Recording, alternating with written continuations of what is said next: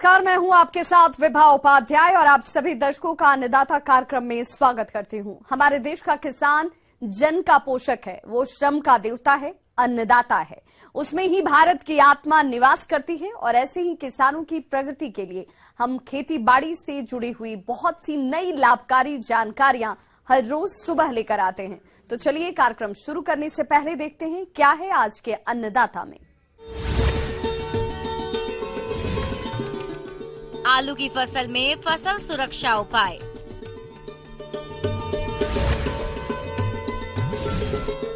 Anthurium फूल की खेती से किसान कमा सकते हैं अच्छा मुनाफा।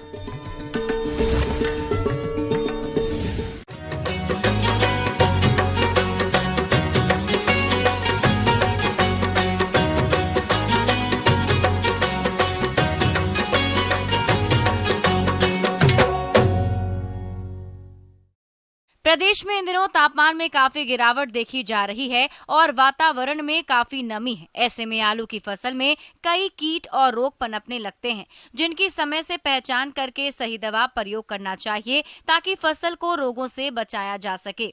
तो चलिए आलू की फसल में कीट और रोगों की रोकथाम के बारे में जानते हैं बिरसा कृषि विश्वविद्यालय जिला रांची के कृषि वैज्ञानिक डॉक्टर मनोज वर्णवाल से।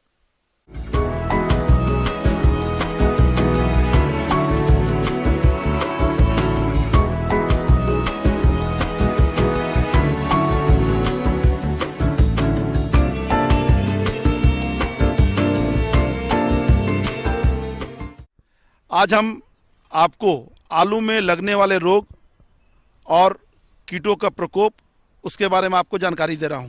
किसान भाई, सबसे पहले हम बताना चाहेंगे कि आलू में जो मुख्य रूप से रोग लगते हैं उसमें है early blight, late blight, potato scab और ब्लैक वाट। अर्ली ब्लाइट में जनरली देखा जाता है पत्ती के जो बीच पोर्शन होता है जिसमें छोटा छोटा भूरा रंग का धब्बा बनता है जो आगे चल करके धीरे काला हो जाता है, अंगूठी नुमा स्ट्रक्चर दिखाई पड़ता है। लेट ब्लाइट जो पछती अंगमारी बोलते हैं, पछती अंगमारी रोग में जनरली बोला जाता है किनारे से पत्ती जल करके धीरे धीरे वो मिडरीप की तरफ मध्य सिरा की ओर धीरे धीरे होना शुरू होता है।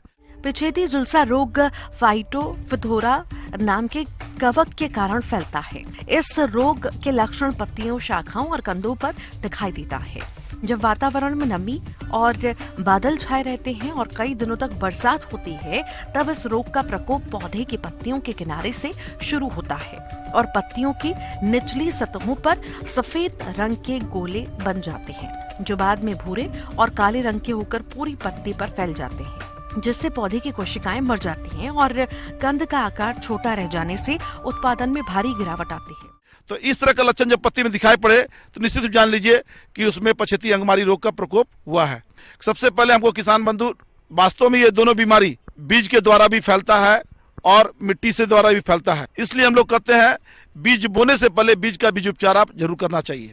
इसलिए रिडोमिल एमजेड से हमको बीज बोने से पहले बीज का बीज उपचार भी करना चाहिए और यदि रोग के लक्षण दिखाई पड़ते हैं खेत में तो यथाशीघ्र उसका छिड़काव भी करना चाहिए। जनरली हम लोग बोलते हैं 2 ग्राम दवा प्रति लीटर पानी में घोल बना करके रिडोमिल एमजेड का छिड़काव किया जाए, निश्चित रूप से कर सकते हैं इस बीमारी को आसानी से रोका जा सकता है। इसके अलावा आप 10 दिन के अंतराल पर कार्बेडाजिम मैंकोजेब 75% WP मिश्रण का 2 ग्राम प्रति लीटर पानी के हिसाब से घोल बनाकर छिड़काव कर सकते हैं। आलू की फसल में रस सूचक कीट का प्रकोप अधिक होता है। ये कीट पत्तियों, कोमल टहनियों से रस चूसकर नुकसान पहुंचाते हैं, जिसकी वजह से फसल में सिकुड़ने रोग होने लगता है। इस वजह से फसल का उचित विकास नहीं हो पाता। फसल कमजोर होने से उत्पादन में कमी आती है।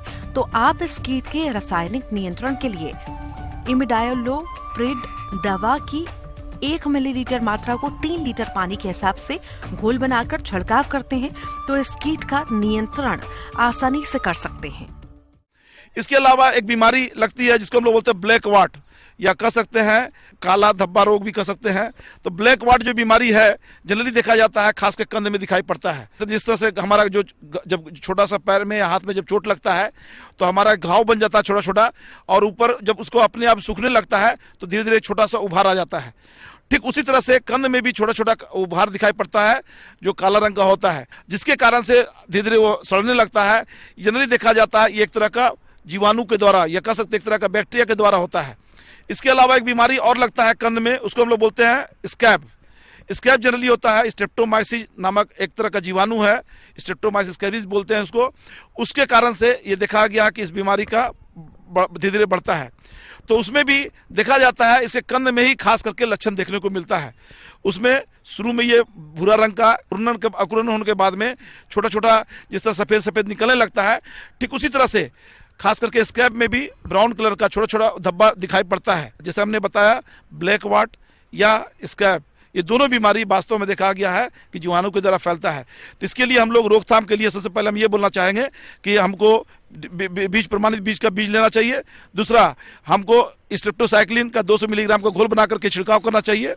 और खास करके ये बताना चाहेंगे किसान बंधु कि इस बीमारी को, चूंकि ये बीमारी वास्तव में बीज से होता है, तो इसीलिए हमको बीज उपचार भी करना चाहिए। जनरली हम लोग बोलते हैं स्ट्रेप्टोमाइसिस 500 मिलीग्राम प्रति लीटर पानी में घुला करके उसी में हम लोग डुबा देते हैं और डुबा करके कम से कम 15-20 मिनट आलू छोड़ देते हैं। फिर उसको छाया में सुखा करके उसकी बुआई करने पर इसको बहुत हद तक कंट्रोल किया जा सकता है। तो इस तरह से मैंने जो भी सलाह दिया, जिसको आप ध्यान देंगे तो निश्चित रूप से कर सकते हैं, आपको ज़्यादा से ज़्यादा उपज मिलेगा।